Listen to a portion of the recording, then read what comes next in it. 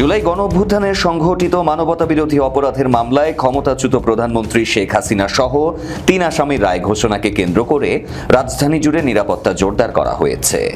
আগামীকাল বৃহস্পতিবার এই রায় ঘোষণা হবে।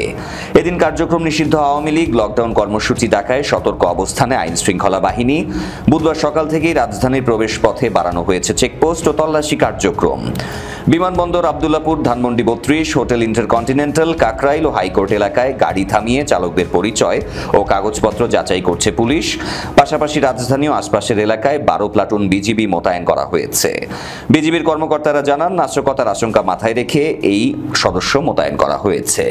কেউ সহিংসতা বা ভাঙচুরের চেষ্টা করলে কঠোরভাবে দমন করা হবে। এরই মধ্যে ঢাকা মহানগর গোয়েন্দা পুলিশ কার্যক্রম নিষিদ্ধ আওয়ামী লীগের ৪৪ নেতাকর্মীকে গ্রেপ্তার করেছে। ডিএমপির ৮টি অপরাধ বিভাগ পৃথক অভিযানে আরও বেশ কয়েকজনকে আটক করেছে। মঙ্গলবার রাত থেকে ফকিরের পুল, Bangabandhu avenue, Kakrail, elephant road সহ রাজধানীর বিভিন্ন আবাসিক হোটেলে অভিযান চালানো হয়। হোটেল অতিথিদের জাতীয় পরিচয়পত্র, পেশা ও ঢাকায় আগমনের কারণ জানতে চাওয়া হয়।